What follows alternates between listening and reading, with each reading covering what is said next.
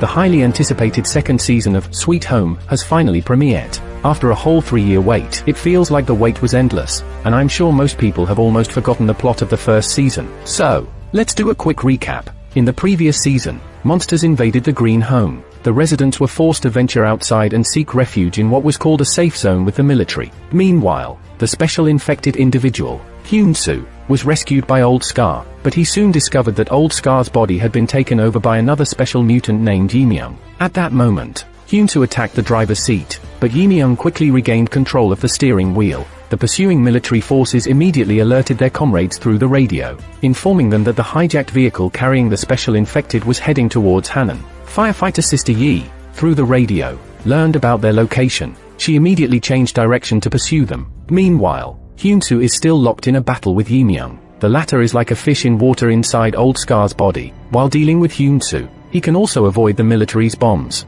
Yimyeong grabs Hyun-soo's head and smashes it forcefully against the steering wheel. Then, with one hand, he throws him into the backseat. The car door is knocked off by this force and directly hits the pursuing vehicle. This triggers a series of car accidents. However, after the recent fight, Yimyeong's steering wheel is torn off. Fortunately, being a blood-type infected, he can freely change the shape of his limbs to control the car. Hyun-soo tries to counterattack by propping himself up but is pierced by Yimyeong's transformed limb. The male protagonist was helpless and unable to fight back. Meanwhile, the helicopter aimed at the bridge ahead and fired a shell, blowing up the road. Yimyeong smirked wickedly at the situation. He stepped on the accelerator and charged towards the ruins, barely scraping past the collapsing bridge, successfully reaching the other side. As a result, the military was completely left behind. The helicopter wanted to request permission to open fire and eliminate the target, but due to the research on special infected individuals, they insisted on keeping them alive. They could only follow from behind to confirm the escape direction.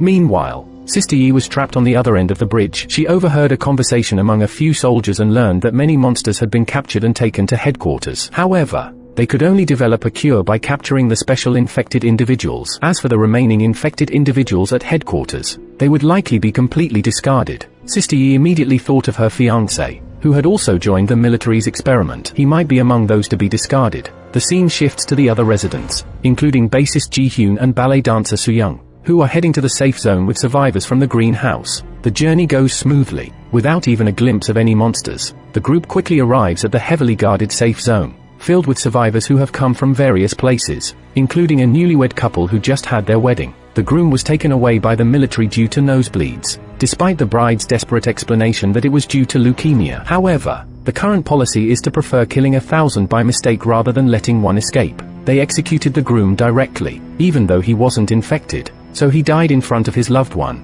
The bride's family wanted to approach and argue, but they were pushed to the ground and brutally beaten by the soldiers. The people around them lowered their heads and quickly walked away, not wanting to get into trouble. After all, in the end of the world, human lives are the least valuable. At this moment, the person leading the way at the front of the group is clearing the path, while the survivors are responsible for removing obstacles.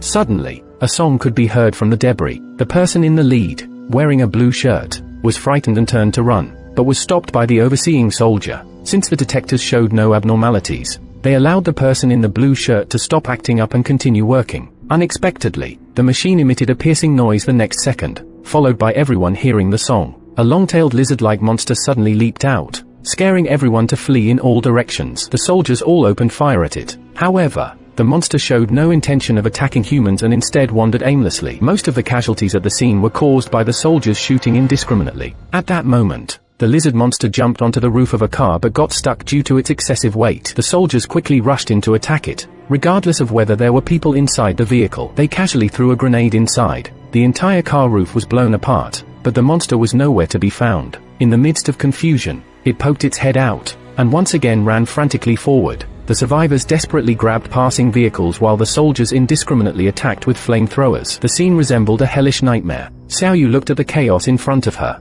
unsure of how to react. She turned around and urged everyone to run quickly. A young soldier waved from a vehicle, urging the survivors to get on quickly. The young soldier who had just assaulted someone was also infected and turned into a mutant. His own mother died right before his eyes. In the end, the young soldier chose to end his own life. Just a few minutes ago, he was an executor, but now he had fallen to such a fate. Xiaoyu, who was nearby, witnessed the whole process. She picked up a gun from the ground and hid it behind her, then followed Jishio and the others to leave by car. Amidst the recent chaos, a little girl got separated from her mother. She anxiously called out her mother's name, but it caught the attention of the lizard monster. The monster lifted the girl onto the car roof, and the people around immediately opened fire. Fortunately, a young man intervened in time, afraid that the bullets might accidentally hit the young child. The lizard monster did not harm the girl. Instead, it looked around and noticed a woman searching for her child. It carefully held the girl and jumped down from the car. Let the mother and daughter reunite. The monster tilted its head and watched them sobbing, but in the next second, it was shot by bullets. In such moments, it's hard to distinguish who the real monsters are. Is it the humans who shoot at children without hesitation, or the infected ones who, despite their ugly appearances, are trying to reunite the child with her mother?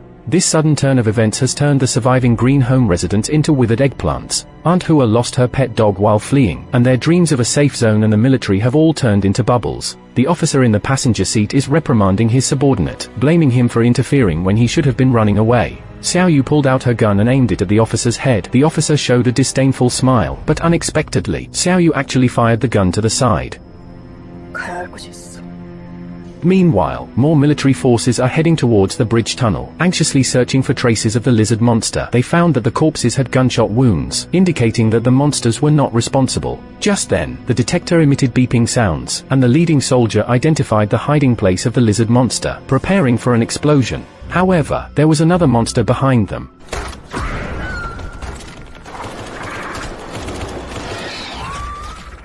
The well-trained reinforcement team quickly took down the lizard monster, and the remaining soldiers continued to detonate another hiding place. The lizard monster heard the noise and propped itself up to crawl over and investigate. The scar-faced man immediately informed Sergeant Kim, who then ordered his subordinates to aim at the bridge tunnel upon hearing the news. And then he approached the ruins alone to confirm the explosion. He found a baby inside. Sergeant Kim picked up an iron rod and stabbed it. The lizard monster, worried about the child, rushed into the hail of bullets disregarding the danger. A soldier took the opportunity to step on the monster and fired wildly at its back, but the lizard monster seemed to feel no pain and crawled forward desperately. Sergeant Kim held onto the baby, threatening the lizard monster to stay in place. He handed the iron rod to his subordinate and then went to open a flamethrower. In front of the baby monster's eyes, he burned its mother alive. At this moment, Scar-faced man approached and picked up the little monster. Then he took out his handgun. Just when everyone thought the sergeant would personally take action, Scar-faced man only fired the gun to drive away the little monster because the Crow Corps only attacks threatening monsters, and this baby had no ability to harm humans. The scene shifts back to the male protagonist. Yiming takes Xianxu to the mall to change clothes. He dislikes being messy all over and also dislikes being called an infected. Yiming believes that they are the chosen new humans of the world. He also asks Xianxu to abandon the idea of being a savior and to think about how they can survive. Just then, not far away, a woman's scream can be heard. A monster covered in clothes is chasing after the people in front. Yiming extends his hand and pierces through the pile of clothes, causing blood to instantly seep out, revealing a four-armed monster. Without even looking back, Yiming grabs it and throws the monster to the first floor of the mall. The monster quickly gets up and picks up luxury bags from the ground, indicating that she was a shopaholic before her mutation. Xianxu is currently unsure where to go. He agrees to follow Yiming to find the new humans, but only if Yiming promises not to kill people indiscriminately. In this way, the two of them plan to go to the Lishima base to rescue their fellow beings who are trapped there. Meanwhile, Iji has taken a major hostage and also entered the Lishima Special Disaster Base. The major naturally wouldn't sit idly by and tries to counterattack when he sees an opportunity, but he is quickly choked by Iji and dragged into a dark corner. Right at that moment, Yiming brazenly barges into the base. All troops gather urgently to deal with the intruding infected. Yiming revisits his old haunt. The days when he was tortured on the operating table feel like yesterday. That piercing pain remains dormant in his memory, and Yiming can never erase the harm inflicted upon him by humans. Unexpectedly, the consciousness belonging to Old Scar emerges. A female nurse stands under a cherry blossom tree and smiles back, suppressing Yiming's hatred. Yiming hates this feeling of being controlled. He self-inflicts pain in a self-destructive manner and grits his teeth as he charges forward. But at the critical moment, Yiming manages to avoid the nurse's illusion, and the car crashes into a roadblock and flies out. Hyunsu was really pitiful. He flew out with him for no reason. He pushed himself up and saw the bodies in front of him who had been hit by cars. A soldier begs Xianxu to give him a quick death, as he doesn't want to suffer anymore. Xianxu chokes the soldier's neck and snaps it, then lets out a painful scream. Shortly after, Yiming regains consciousness, but he doesn't understand why he is imprisoned in Old Scar's body and unable to enter other bodies. Xianxu sees Yiming crawling on the ground like a worm and asks if Yiming still doesn't understand. Without humans, he cannot survive. He is just a parasite. "We are not the chosen ones, we are the abandoned ones," says Xianshu. He grabs Yiming by the collar and drags him forward. Yiming hasn't fully recovered and refuses to enter the base and die. He doesn't understand what Xianshu is thinking. If we are captured in the base, there will be no way to survive. 잊고 싶지 않으니까. 잊고 싶지 않으니까. The car behind them explodes. Xianshu is determined to enter the base and die. In the next second, a large group of soldiers rushes over and opens fire. The two of them fall to the ground and look at each other. Meanwhile, in the laboratory at that moment, a new round of testing is taking place. The subject of this experiment is a young infected girl. They have the girl's mother cooperate in the experiment to test if familial affection will affect the subject. The girl immediately cuts off her mother's finger. Only infected individuals who retain human emotions and self-control can become special infected individuals. Clearly, the girl did not pass the test, and they burn and discard her on the spot. The mother cries out in anguish, but the people around her just coldly watch. On the other side, Xiaoyu threatens the commanding officer with a gun and continues towards the green home. Unexpectedly, the car has a tire blowout halfway there. Jixio knows that she wants to go back and find her brother, but in reality, Enhe has already been infected. However, Xiaoyu stubbornly stated that she would never give up on Eun-hyuk until she saw the other person's condition with her own eyes. At that moment, the commanding officer quietly reaches for his sidearm, but Jixio quickly grabs the gun and fires a warning shot. She stays in the car, watching the commanding officer, while Xiaoyu enters the green home alone to find her brother.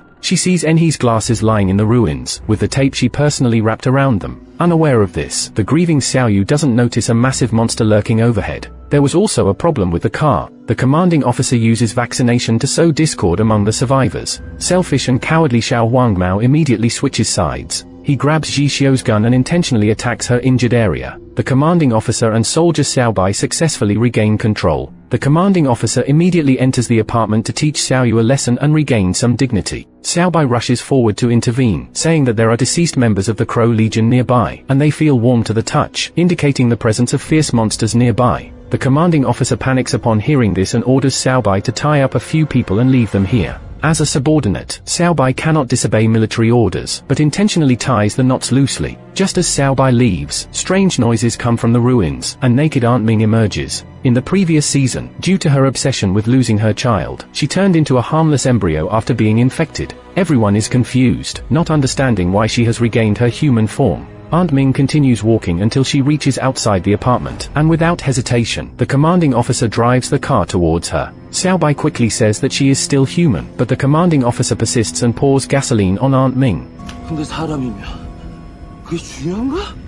Suddenly, an arm pierced through the commanding officer's head. The one ear from the previous season is surprisingly still alive. Xiaobai grabs a gun to counterattack but is stopped by the boy Xiaobao. The apartment residents are well aware of one ear, knowing that it won't notice them as long as they don't make any noise. Xiaobai immediately understands his meaning and makes a hand gesture, signaling everyone to evacuate carefully. Xiao Wangmao is the first to crawl into the nearby bus, but unexpectedly, a drone appears from somewhere. Sensing the danger, Xiaobai immediately opens fire to protect others entering the bus. Unexpectedly, the big-eyed monster suddenly appears and entangles Xiaobai like a twisted rope. Xiao Wangmao starts the bus to escape, but the noise attracts the attention of one ear. He steps on the gas pedal to shake off the monster. Seeing Xiaobai still resisting, Xiaoyu doesn't want to stand by and do nothing. She forcefully slows down the bus, and at the same time, Xiaobai manages to escape from the big-eyed monster. Xiaobai picks up a stone and throws it at the pursuing one ear, then quickly runs towards the bus and successfully escapes. Meanwhile, the Crow Legion is clearing out the monsters. After a mission like this, there are either deaths or injuries, and everyone is exhausted. The drone that appeared earlier was also sent out by them for reconnaissance. The scar-faced man commands everyone to go to the greenhouse to support the second squad.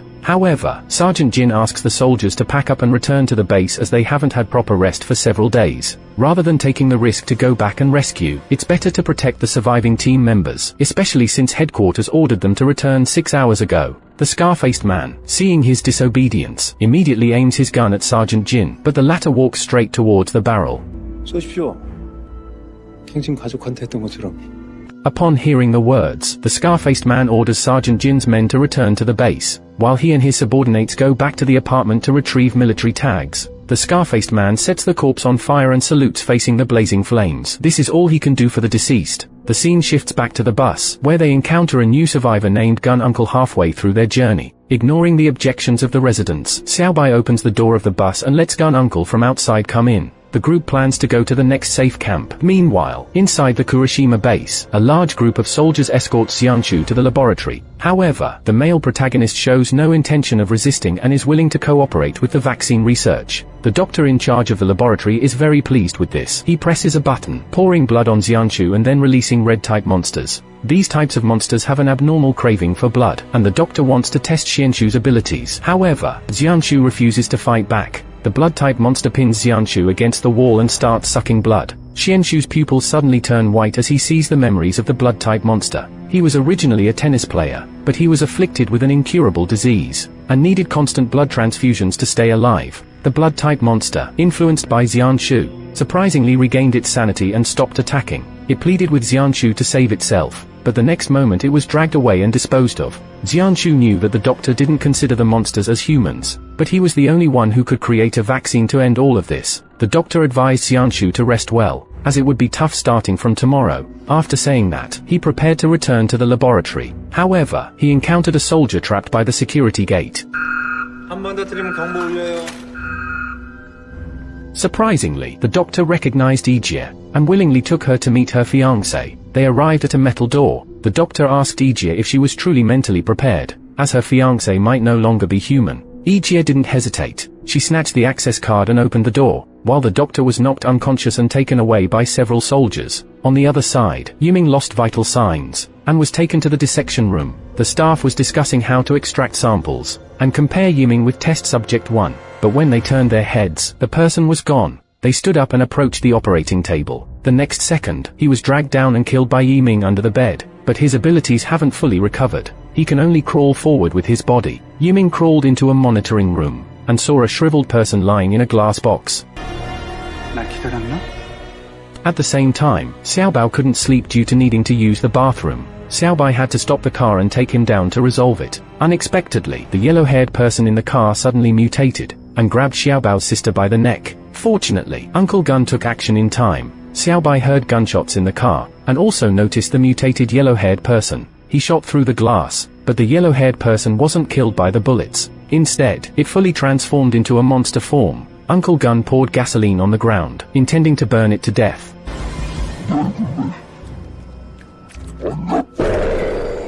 Yellow-haired person let out a deafening scream. Surprisingly, its obsession was appearance. Jishio covered her ears and picked up a spray gun.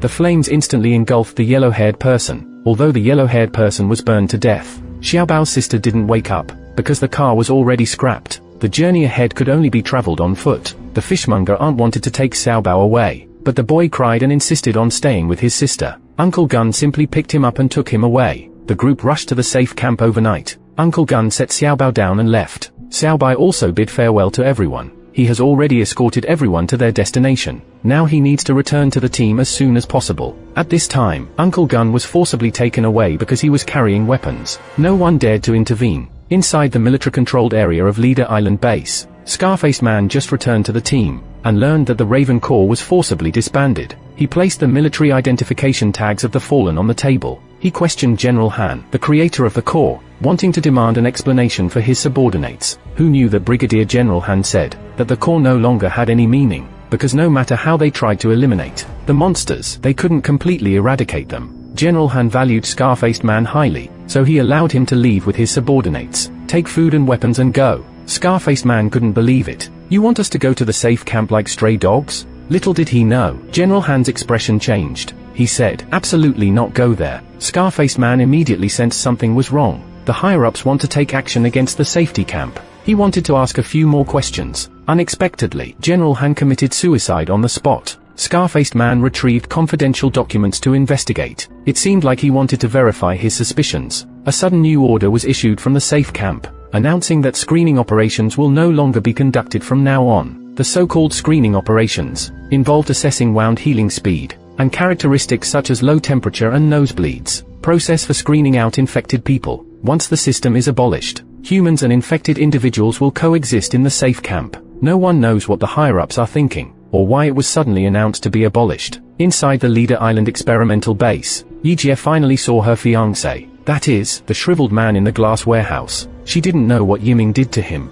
The man's body was filled with blood again. Even so, Yijie was in unbearable pain. She couldn't believe her former lover had become like this. At this moment, her pregnant belly was in excruciating pain. The child was moving strangely beneath her skin. It was clear that it wasn't a normal baby. On the other side, the doctor was brought before the higher-ups. They recovered the first batch of vaccines. Although they were incomplete, they could indeed prevent transformation into monsters. However, when they opened the box, they found it empty inside.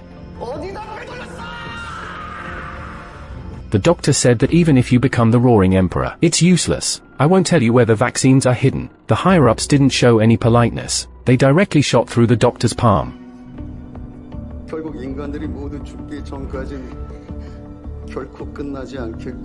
The intentions of the higher-ups couldn't be any clearer. They wanted to eliminate humans before they turned into monsters, and started regular purges. This means that people in the safe camp are in danger. As soon as the words fell, the higher-ups pressed a red button. Almost instantly, several shells flew across the night sky like meteors, and were dropped into the safe zone where the main characters were, not to mention ordinary civilians. Even the soldiers guarding the area were bewildered. Everyone pushed and shoved to escape. If they continued like this, they would be either killed by the bombs, or trampled to death by their own kind. Xiaoyu and Jixio were separated in the crowd. The safe camp had become a complete hell. Jixio stood numbly amidst the frenzied crowd. She saw Xiaobao crying by the roadside. She walked over and hugged the boy, waiting for the final doom. After Scar-Faced Man finished reading the documents, he led his men to storm the high-level office. They forcibly deactivated the bombing mechanism. Surprisingly, the higher-ups mutated at this moment, and clung onto Scar-Faced Man, refusing to let go. The latter opened fire and blasted the head of the senior management. At the critical moment, people from the explosion team arrived, and burned the mutated higher-ups alive. Thanks to the Raven Corps intervention, the safe camp temporarily regained safety. Scar-Faced Man ordered to bomb the monster quarantine zone. Then he brought medical supplies to the safe camp, while the Raven Corps was installing the bombs. Yijie finally regained consciousness. She left the base while holding her stomach. On the other hand, Yiming fully recovered. He released all the monsters. A revenge battle was about to begin. This time, Yiming decided to abandon Xianshu. Let him witness the destruction of the world. But Hyunsu is still abandoned by the world, and I treated the world like a first love. He wanted to stop Yiming from harming humans, even if it meant revealing his monster form to fight against him. Yiming was pleased to see him no longer pretending. Yiming's regenerative abilities should not be underestimated. He entangled Xianshu's ankle and pulled him down. Then he extended a whip-like tentacle. Yiming said, "I won't give you any chances." Xianshu endured a series of violent attacks and finally awakened. He swung his large wings and pierced through Yiming's chest. However, the latter had already regained his healing ability. It wasn't that easy to finish him off. Then Yiming seized the opportunity, and stabbed his tentacle into Xianshu's bony wings, causing internal damage to his body. Xianshu's wings were indeed gradually losing vitality. Black vine patterns gradually spread over his body. In a moment, half of his body withered and petrified, bent down by the overhead rolling shutter. At the same time, Sister Yi, who was on the way to escape, was about to give birth. She fell on the frozen lake. She used a dagger to cut open her pants. Blood immediately stained the ice surface. Yijie bit her shoulder badge and gave birth in the icy snowfield. Unexpectedly, the ice around her cracked. She fell into the lake. Fortunately, the baby successfully left the mother's body and floated upward. The umbilical cord pulled the mother back to the lake surface. On the other side, Xiaoyu woke up from the ruins. She discovered that the safe camp had collapsed. Yi Xiao, in order to protect Xiaobao, had her leg pierced by a steel rod. Seeing the building above about to collapse, Yi Xiao urged Xiaobao to leave quickly. Xiaoyu, separated by a railing, saw her situation.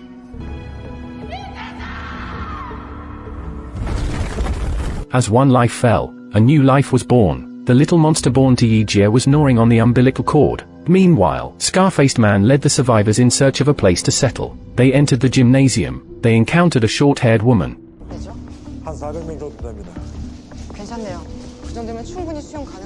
In an instant, the situation of monsterization erupted. It has been 337 days. The survivors, like mice, never set foot outside. The Crow Corps goes out regularly to search for supplies. The gymnasium has strict order and clear division of labor. Every day, there are screening tasks. They also count the number of people to ensure no one is absent. On this day, Xiaobai discovered in Zone A that a person named Dorwu was missing. He immediately reported to Scar-Faced Man. The latter confirmed Dorwu's location through surveillance. This person has intellectual disabilities, but he insisted on going on missions with the Corps. No one took Dorwu's word seriously. They even made fun of him intentionally, but Dorwu wanted to go out to find medicine for his mother.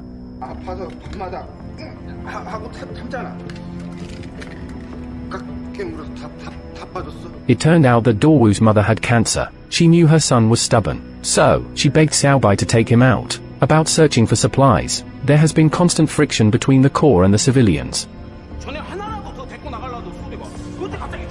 Sergeant Jin knew they were not satisfied. So, he handed the weapons to the troublemaking jersey-wearing man. Don't you want to go out? Then do it. But the Crow Corps won't follow as babysitters. If you want to leave, the main gate is always open. Men in jerseys can only pay lip service. He naturally wouldn't take risks at a critical moment. Currently, the Corps still has an adequate supply of ammunition. So, the main task for this outing is to find fuel. Otherwise, the vehicles would be useless like scrap metal. And the jersey-wearing man didn't give up either. He decided to go find the squad leader and reason with her. The squad leader is the short-haired woman who brought the Corps. She is also the person who founded the shelter. However, she doesn't interfere with the Corps. The squad leader said, I can help you go out, but you have to do me a favor first. The squad leader asked the two to follow Xiaoyu. Xiaoyu had gone through who knows what in the past year. The whole person is completely transformed. They saw Xiaoyu entering an unknown area. The jersey-wearing man and his partner, Jiangzi, were hesitating whether to follow or not. Dorwoo suddenly appeared. Thinking that having more helpers would be advantageous, they asked Dorwoo to join them. He didn't expect that this road would actually lead to the ground. During this time, the jersey-wearing man kept calling Xiaoyu a murderer. Through a conversation with unclear implications, it can be understood that Xiaoyu killed the squad leader's mutated husband. The specific details haven't been explained yet. The three of them were attracted to a convenience store halfway. The jersey-wearing man couldn't help but have malicious thoughts. He wanted to conspire with Jiangzi to kill Xiaoyu. This way, they could monopolize the supplies outside the secret passage. The two snatched the gun Dorwoo had found. They quietly followed behind Xiaoyu. Unbeknownst to them, they had already been exposed. Xiaoyu took advantage of the opportunity and sped away. The jersey-wearing man wasted several bullets, and didn't catch the opponent. Dorwoo didn't follow the two to do something bad. He accidentally stumbled into a flower house, and saw a girl lying on the ground. Dorwoo tried to wake her up, but unexpectedly, the girl's pupils turned white instantly, and she could read Dorwoo's memories. It seemed that she was also a special infected individual. The area where the girl touched Dorwoo rapidly decayed. Meanwhile, the jersey-wearing man hadn't given up the search. Xiaoyu hid in an abandoned car, waiting for an opportunity. Suddenly, she forcefully pushed open the car door and knocked down the jersey-wearing man. Jiangzi wanted to persuade the man to stop, but the jersey-wearing man was already in a daze. He chased after Xiaoyu into an abandoned factory. The latter stepped on the elevated platform on the second floor, moving cautiously. Just then, a figure flashed at the doorway. The jersey-wearing man immediately turned around and started shooting. Xiaoyu heard the gunshots and quickened her pace. Unexpectedly, a baby rushed towards her, causing her to step on air and fall to the ground. And the person who was shot by the jersey-wearing man just now was precisely the girl from the flower house. Jiangzi quickly approached to check the situation, but he was controlled by the girl from the flower house. He ran in front of the jersey-wearing man and blocked the gun. But this shot didn't kill Jiangzi. Instead, it turned him into a monster, and he lunged at the jersey-wearing man again. On the other side, Sergeant Jin led his troops to search for fuel. They entered the vicinity of a residential area. They split up to search the fuel tanks of vehicles, but halfway through the search, they unexpectedly saw a woman wearing a wedding dress. Do you remember the leukemia patient who was executed because of a nosebleed? This woman is his wife. The soldiers attacked first to test the monster's level. They found that she was a green type with low attack power. Sergeant Jin believed it wasn't necessary to waste bullets, so he ordered to continue searching for supplies. His trusted subordinate, Shichu, stepped forward to mark the monster. He fired a green paintball at the wedding dress. Unexpectedly, the mutated bride suddenly lunged at a bald soldier. Her husband was bald due to chemotherapy. The bride probably mistook the bald soldier for her husband. The comrades by the side made fun of the bald soldier. Helplessly, the bald soldier could only lead the mutated bride away. The others continued searching for resources. Among them, Private Kui secretly noted down the location of a hospital. He left the team without permission to help his lover find medicine. When the team was preparing to regroup for evacuation, they realized he was missing. Meanwhile, the people remaining in the shelter were not idle. They needed to repair the outer wall under the protection of the army. As the squad leader, the platoon leader selected a few dexterous individuals. Although those who weren't selected had grievances, they didn't dare to defy the platoon leader, because she was the only one who could maintain the normal operation of electricity. The selected individuals worked hard outside. Unexpectedly, Wu Ma took the opportunity to escape. Xiaobai and the platoon leader quickly chased after her. Wu Ma ran recklessly, and soon stepped on a landmine. She had intended to die peacefully. In the end, she couldn't fulfill her wish. Xiao Bai, disregarding the danger, held Wu Ma's hand, comforting her that there must be a way to survive. But as soon as those words were spoken, Wu Ma started to have a nosebleed. The situation is serious and all we can do is call in the man with the scarred face. He observed that the landmine didn't explode. He speculated that Wu Ma was likely standing on a dud, but it was just a speculation. The scar-faced man had a risky method to try. He protected Wu Ma in place. Xiao Bai supported the car door with her foot and rushed over. Just as the three of them were about to get up and leave, the bomb exploded behind them.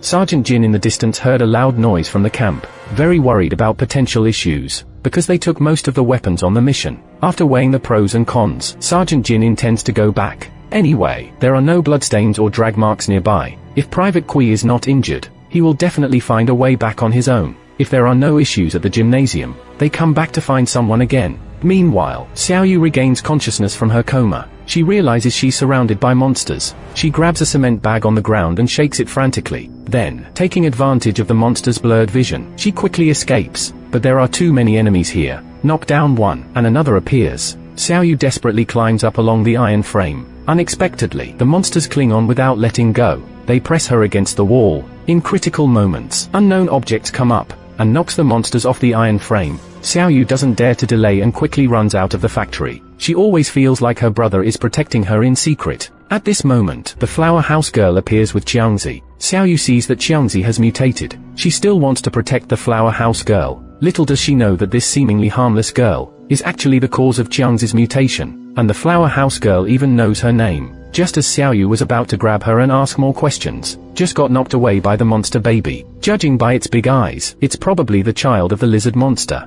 The flower house girl takes the monster back to the factory. Qiangzi dragged the Jersey man's body and walked behind. The scene switches back to the gymnasium. The sound of the explosion will surely attract the monsters. Scarred Face tells Xiao Bai to take Wu Ma to the isolation area, and also activates the alarm to alert everyone. Then he climbs to the highest point of the ruins, using binoculars to observe the surroundings. As expected, a large wave of monsters and demons is approaching. He orders his subordinates to take their positions and get ready. They must not let the monsters enter the gymnasium. Sergeant Kim is currently unable to contact the scar-faced man, because the radio was placed on Corporal Choi. They quickly realize the monsters are moving towards the gymnasium. Sergeant Jin hesitated and ordered Shichu to turn around, to move away from the location of the gymnasium as much as possible. Of course, he doesn't intend to flee at the critical moment, but to go to an abandoned gas station, intentionally causing an explosion to lure the monsters. This plan is successful. The monsters all turn back. Sergeant Jin orders everyone to retreat. However, the monsters are already coming from all directions. Everyone takes cover behind the vehicles and shoots frantically. After the vehicles drive a distance away, Sergeant Jin orders the demolition team to detonate the set explosives. Unexpectedly, the monsters disrupt the signals. The gas station doesn't explode as planned. He immediately tells Shichu to open the car roof. Then he leans out and aims at the gas station.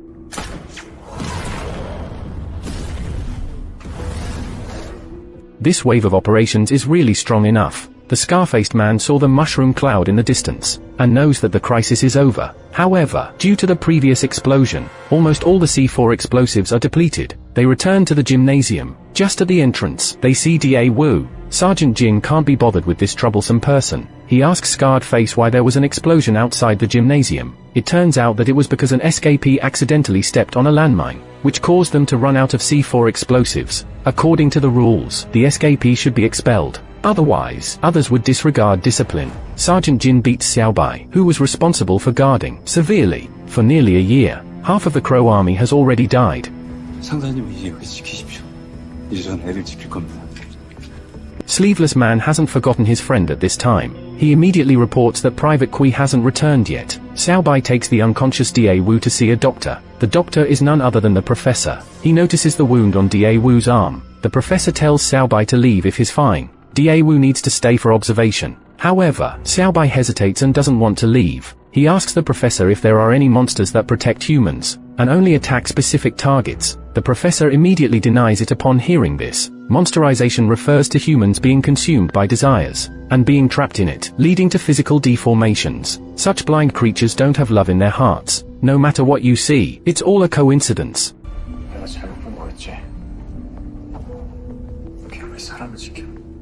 Scarred Face, against all objections, manages to protect Wu Ma. He doesn't want this incident. to shake the hope of other survivors. After seeing off the platoon leader who came to argue, Scarred Face lifts his shirt and pulls out the car debris embedded in his back, while worrying about the survivor's mindset. Little did he know that the people in the gymnasium were hidden dragons and crouching tigers. The priest is engaged in the activity of running a brothel. He relies on the girl Armai to serve clients and earn supplies. What's even more tragic is that Private Kui left the team without authorization to find medicine for Armai. Sergeant Jin plans to look for him after daybreak, but the scar-faced man thinks Corporal Choi ran away on his own. He thinks that they shouldn't put everyone in danger for the sake of one person. Sergeant Jin couldn't bear it and said, "When I asked you to drive away Wu Ma, why didn't you say the same thing? Isn't this clearly double standards? Don't you value the lives of soldiers?" Scarred Face told him to go and ask the members of the platoon if they want to risk it and go find a deserter. At this time, a quarrel did break out within the Legion over the question of whether to save Corporal Kui. Sergeant Jin couldn't make up his mind at that moment. On the other side, Xiao Yu returned to the gymnasium with a limp. But as soon as he entered, he saw Xiao Bao fighting. The children were mocking Xiao Bao as the murderer's brother because they knew he was acquainted with Xiao Yu. Xiao Yu wanted to educate him about not randomly hurting others, but he was angrily attacked by Xiao Bao. 아빠 말 듣고 착하게 그러는데 하지 말라는 거 안 했는데 왜 다 먼저 죽었어? Xiao Yu was left speechless in the face of the children's questioning. Meanwhile, the doctor discovered something strange about Da Wu's blood sample. He was about to continue his research when he realized the person on the bed was missing. At that moment, Da Wu went back to Zone A to find his mother. Only then did he find out that the other party was isolated and the soldiers guarding the door did not allow him to go out. The doctor hurriedly came and dragged Da Wu away, wanting to understand how he got the injury on his arm. But Da Wu was incoherent and couldn't explain clearly. The doctor intends to use him as a research object and deliberately induces Dawu to transform into a monster. On the other side, Shichu revealed a crucial piece of information. He told Sergeant Jin, "Private Kui has a lover here, and she is seriously ill. Private Kui most likely went to find medicine for her." At this moment, the sick Armai was planning to end her life but was saved by Xiao Yu, who happened to pass by. Upon seeing Xiao Yu covered in injuries, Xiao Bai realized that Xiao Yu had left the gymnasium again today. He knew who the girl was looking for. When the class leader's husband died, Xiao Bai was the first one to arrive at the scene. So he knew that the real killer was a monster, and that monster was still protecting Xiao Yu. Just as Xiao Bai was about to force her to reveal the truth, the flower house girl suddenly appeared. She even said she could take Xiao Yu to meet her brother. Just as the female protagonist was tempted, Xiao Bai quickly grabbed her and said there were others in this place. As soon as the words fell, a woman walked out from deep within the woods, and surprisingly, it was Sister Yi. Xiao Yu was about to greet them, but was loudly stopped by Sister Yi. She tied up the flower house girl's hands and led her away. Could it be that this girl is the little monster that Sister Yi gave birth to years ago? Xiao Yu immediately followed them as soon as they left. Xiao Bai, feeling worried, had no choice but to take risks and leave. Fortunately, he caught up with Xiao Yu in time, as she had become too impatient and lost her judgment. She almost stepped into a deep pit. Xiao Bai held onto Xiao Yu tightly and was about to pull her up. A person wearing a grass cloak kicked Xiao Bai. Fortunately, he quickly grabbed onto an underground pipe, but the pipe couldn't hold for long. The two of them avoided the traps below and jumped to the ground. The scene shifted back to the gymnasium. Da Wu was brainwashed by the doctor and went to find his mother with Weed Killer. He even said that he wouldn't get sick anymore after dying. He held his mother's mouth and poured the poison in with his own hands. However, due to her infection, Wu's mother didn't die easily. Da Wu became extremely anxious because if his mother didn't die, she would definitely get sick again. In his desperation, he forcibly removed the iron door with his bare hands and stabbed his mother to death with a steel rod. To his surprise, Da Wu did not fully transform into a monster but instead exploded on the spot. The doctor was sprayed with blood, and he became furious. He immediately went to report to Scarface. It was said that it was not easy to find an experimental subject, but it was unexpected that Da Wu could not withstand the stimulation and exploded to death. Scarface interrupted the doctor and said that Da Wu had no issues. He was just visiting his mother and got killed by an infected person. You can't reveal a single word about the rest of the situation. After Scarface finished speaking, he ignited the isolation room to destroy the evidence. The news of Wu's mother's death was quickly broadcasted. The glasses man who had just finished the screening showed a horrified expression because the injury on the back of his hand was healing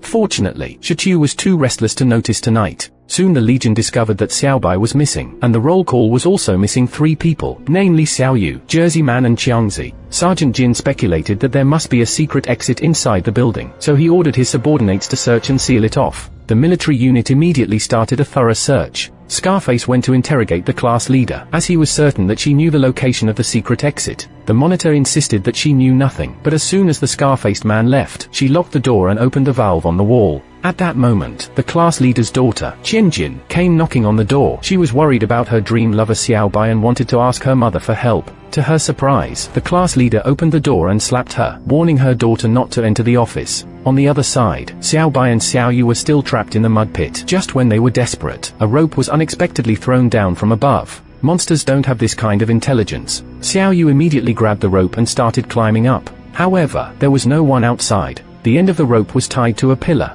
Xiaoyu turned around and pulled up Xiaobai, who had twisted his ankle. But halfway through, there was a sound from the bushes. She was afraid that there might be monsters lurking nearby. She quickly exerted all her strength to pull harder. The moment Xiaobai climbed up, he grabbed the gun and prepared himself. However, someone in the darkness sprayed them with gasoline. They exchanged a glance and quickly moved away. The next moment, a torch was thrown at them. A translucent monster was scalded and started screeching. They hastily jumped into the water. It turned out that the person who sprayed gasoline was trying to capture the monster. Xiaoyu recognized the person as Gun Uncle. He also had a goddaughter by his side. The girl became infatuated with Xiaobai at first sight. She insisted on clinging to Gun Uncle for his help in treating Xiaobai's injuries. Helpless, Gun Uncle bundled Xiaobai and Xiaoyu together and locked them up. Gun Uncle told them to stay overnight and leave on their own the next day. Xiaoyu didn't want to waste time there, but Gun Uncle locked the door. However, that night, the adopted daughter came and opened the door, secretly releasing Xiaoyu. After all, she only wanted to keep Xiaobai. The screen transfers to us to look at Sister Yi's side. She and the flower room girl are indeed mother and daughter. However, their relationship is somewhat tense, because Sister Yi doesn't allow her daughter to get close to humans. Always believed that she was a monster,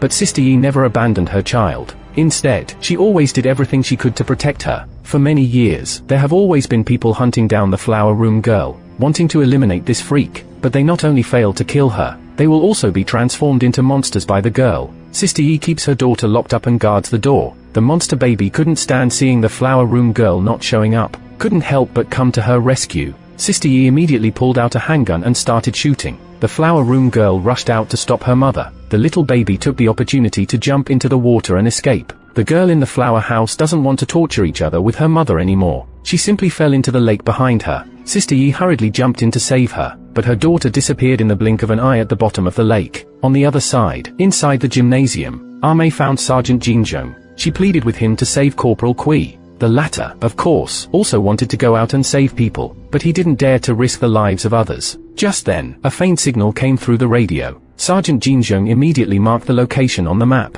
Unexpectedly, it was a distress message sent by Kurijima. Meanwhile, in an office just a few walls away, the scar-faced man's wounds were healing rapidly. It turns out he was also an infected person. The scar-faced man was struggling with his inner demons, but the doctor suddenly barged in. He uncovered the scar-faced man's secret, and proposed a collaboration. He said, "I can turn you into a special infected person." Meanwhile, Xiaoyu returned to the abandoned factory. The flower room girl was currently hating humans. She charged forward and pushed her into a deep pit. Just as things were hanging by a thread, Xianxiu suddenly appeared and saved Xiaoyu. Why was he here? It all starts from the day when the monster situation broke out. After Sister Yi gave birth to the monster baby on the ice, she believed that letting the child live in this world would be the greatest misfortune, so she wanted to end the child's life with her own hands, but she couldn't bring herself to do it. That's when Xianxiu appeared. He raised the child on Sister Yi's behalf, until the other party can accept this reality. Sure enough, not long after, Sister Yi chose to return to the child's side. Just as life was slowly getting back on track, an accident occurred. There are bad guys who want to shoot Xiaohua, but after being shot, she didn't die. She also grew up by a dozen in an instant, turning everyone who attacked her into monsters. The balance between the mother and daughter was disrupted. The following days became a torment for both of them. Now Xianxiu reappeared. Xiaoyu has a lot to say, but he forbids anyone from approaching. Stubborn Xiaoyu continues forward regardless. Unexpectedly, he was stopped by Uncle Gun, who suddenly appeared. She could only watch as Xianxiu left, but Xiaohua didn't want to understand why Xianxiu secretly protects Xiaoyu, and always harms her monster friends for her sake. 이젠 아빠도 엄마도 다 필요 없어. Hearing this, Xianxiu guessed that something happened to Sister Yi. Before leaving, Xiaohua set fire to their home. She wanted to break with her mother this way. At this moment, the little gecko monster is desperately protecting Sister Yi. It took a lot of effort to hold on until Hyunsu showed up. On the other hand, Sergeant Kim plans to visit Yeldo Island, and the Scarface man promises Dr. let him follow him back to Curie Island. Sergeant Jinzhong sets off with a small team. Unexpectedly, the doctor complained that he had a stomachache halfway through. he had to get out of the car to go to the toilet. Sergeant Jinjeong sends a soldier to accompany him. Unexpectedly, several stone monsters were hiding in the bushes. The doctor clings to a suitcase and refuses to let go. The soldier simply lifts the box, with the cover fire from Sergeant Jinjeong and the others. It took some time for them to get back to the car, as they saw more and more monsters. They quickly drove away to escape. Sergeant Jinjeong noticed the doctor's nervousness about the box. Force open to view. Turns out there was a bunch of sticky stuff inside. The doctor explained that these stone monsters are different from the previous monsters. They know how to coordinate and ambush enemies. There must be something in that forest that the monsters are guarding, and the mysterious substance in the suitcase is what the doctor discovered in the forest. Further research is needed to determine what it is exactly. The team quickly arrived at Rito Island. In just 1 year, the island had become overgrown with weeds, resembling an uninhabited island. To save time, the team split up to search. Sergeant Jinjeong and Stone followed the doctor to the experimental area. They carefully avoided the corpses scattered on the ground. They proceeded in the direction indicated by the doctor. Sleeveless led the other 2 people to search in the opposite direction. Unexpectedly, the iron door behind them suddenly closed, trapping one soldier behind. Suddenly, the doorknob creaked and turned. There is fresh blood in the hallway behind the door. The sleeveless man immediately reports to Sergeant Jin, but the signal is sometimes weak and sometimes absent, very faint. Sergeant Jin signals for Stone to follow the doctor. Go and confirm the situation on your own. Meanwhile, the sleeveless man finds a soldier now, but the other person is wrapped in a huge fleshy ball, and no matter how hard he tries, he can't pull him out. Soldier 2 realizes that their teammate is already dead. Quickly pull the sleeveless man away,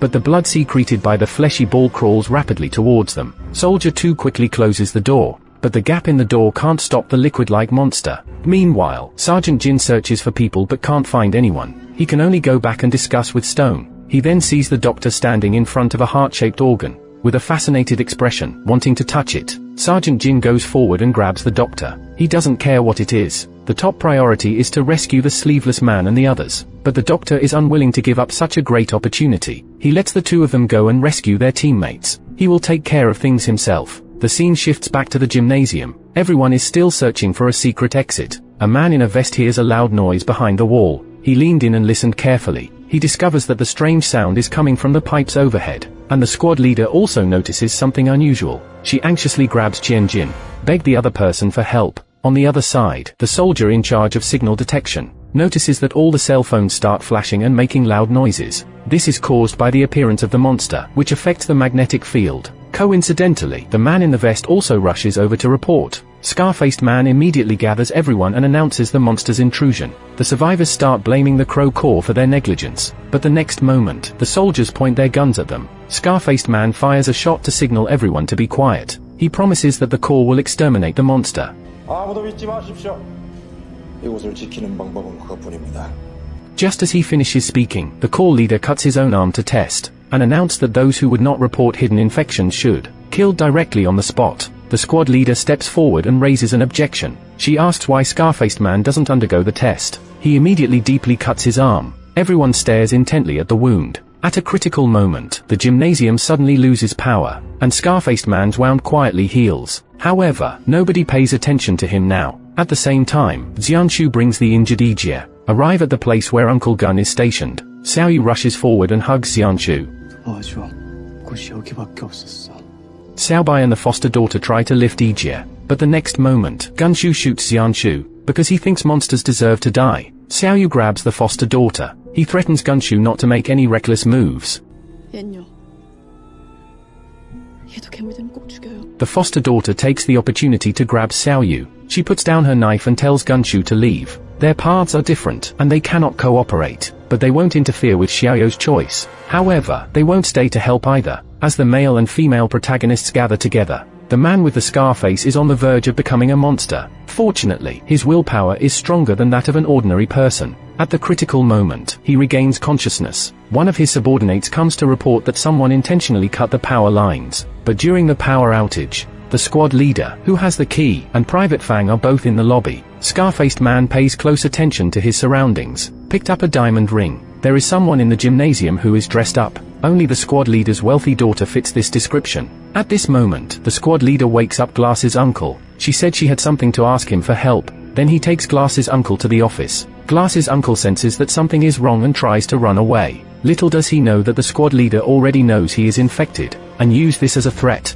Glass's uncle can only resign himself to following orders. Immediately after, Scar-faced man brings the wealthy daughter to confront them. The squad leader immediately distances himself from his daughter, claiming that he was unaware of the sabotage of the power lines. Once they deal with Scar-faced man's people, the squad leader immediately goes back to find Glass's uncle, and takes him to the underground space of the gymnasium. The squad leader kicks Glass's uncle down the stairs, then locks the sturdy iron door. Meanwhile, Xianshu and the others bring Yijie to a nearby hospital. Xiaobai determines that she has carbon monoxide poisoning, and urgently needs oxygen therapy, but the hospital has been abandoned for too long, and there are no usable oxygen cylinders available. Now they can only rely on Yijie's will to survive. During the wait, Xianshu asks Xiaoyu about everyone's situation. It was revealed that Jixio, Xiaobao's sister, and Aunt Hua all died due to various accidents, parting from life and death. Such is the unpredictability of the world. Jixio doesn't want Xiaohua to have regrets, so he wants to bring her to see Yijie one last time. Although Xiaohua resents her mother, she still chooses to go with Jixio to see Yijie. Meanwhile, Xiaobai takes the opportunity to ask Xiaoyu why Jixio killed the squad leader's husband. 기남 아저씨 증상자였어. 언제부턴지는 나도 몰라. It turns out that nobody knew that the squad leader's husband, Jianan, had already been infected and mutated. Upon hearing this, Xiaobai feels even more sorry for Xiaoyu, who had been blamed for such a long time. Just then, Yijie suddenly starts coughing uncontrollably, as if it were destined. Xiaohua arrives at the scene just in time, and everyone leaves the room, leaving the two of them alone. After Yijie finishes speaking, she coughs up blood. Xiaohua holds her mother's hand and then turns and leaves the ward. Jixio doesn't know what happened, and when he rushes in, he sees Yijie lying on the ground. He lifts her up and cries in pain, but the next moment, she suddenly starts convulsing and transforming. It turns out Xiaohua has turned Yijie into a monster. Seeing this, Xiaobai immediately picks up a handgun and shoots, but Yijie has already completed her transformation and is not afraid of bullets. She still retains half of her human consciousness. Jixio tells Xiaoyu to quickly leave with him, and then he chases after the frenzied Yijie and jumps downstairs. Yijie's body and will are divided into two parts, and the monster part wants to harm Jixio. The human part, however, is desperately trying to stop it. Through her eyes, Jixio sees the day Yijie wanted to kill her daughter with her own hands. Unexpectedly, this matter has become her obsession. Jixio observes every struggle within Yijie's deep heart. She points the gun at her daughter countless times, but lets go at the last moment. Every minute and second with Xiaohua, Yijie's dual nature is constantly at odds. That's why she becomes a half-human, half-monster form. Xianxiu reluctantly pushed Sister Yi into the pothole. At this moment, he hated his ability extremely. Jixio doesn't know since when he can see the deepest desires of people who have turned into monsters and the illusions they live in. Everyone can live happily in the constructed beautiful illusions, but Yijie, after turning into a monster, is still in purgatory. Jixio knows he must end her suffering. Meanwhile, Xiaobai has been away from his post for too long. He needs to go back to guard the sports hall. Xiaoyu chooses to stay with Jixio. She goes to check on his injuries and sees a pair of incredibly unfamiliar eyes. Jixio's body is being controlled by another consciousness, but this consciousness is also a part of him. On the other side, the adopted daughter sedates Uncle Gun and decides to go back and help Xiaobai and the others. She doesn't want to live a life of hiding anymore. The scene shifts to the other side. On the island, Sleeveless Man and Soldier No to avoid a pool of strange blood and continue searching for the whereabouts of Soldier Kui.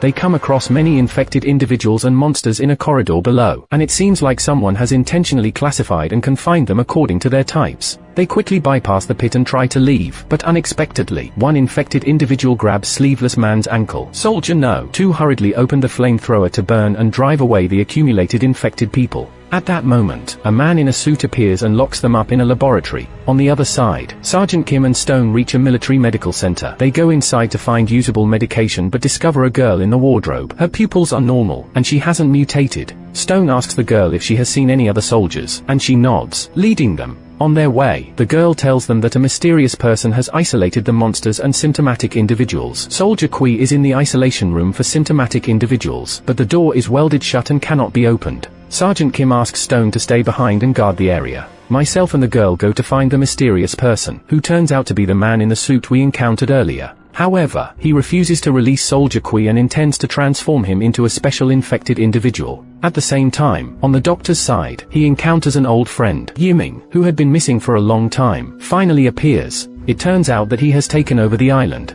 and deliberately selects humans as test subjects to transform them into special infected individuals, what Yiming refers to as the new humanity. This is another story of a dragon slayer turning into a dragon. Yiming has been waiting for this moment for a long time. He extends his tentacles and uncovers the cloth behind the doctor, revealing the fiancé of Yi Jie immersed in nutrient fluid. He is the doctor's first experiment. Yiming shatters the glass. 꼭 보여주고 싶었거든. And at the moment when the two enemies meet, in another heart organization thousands of miles away, a completely naked man appears. He is Enhe, the older brother of Xiao Yu. The story of Sweet Home Season 2 ends here. The third season will return in the summer of 2024. If the theme of the first season was survival, then this season is about presenting the differences and conflicts between humans and monsters. However, all the conflicts and contradictions feel excessively contrived. Humans who resemble monsters, and monsters who still retain their humanity. This kind of setup feels like a stereotypical disaster movie. It lacks innovation. The focus of this season is mostly on new characters, so fans who like the original cast might be disappointed. After all, the male protagonist has less screen time than supporting characters. The entire second season feels like a trailer for the third season. Hopefully, the next season can redeem the reputation of this series.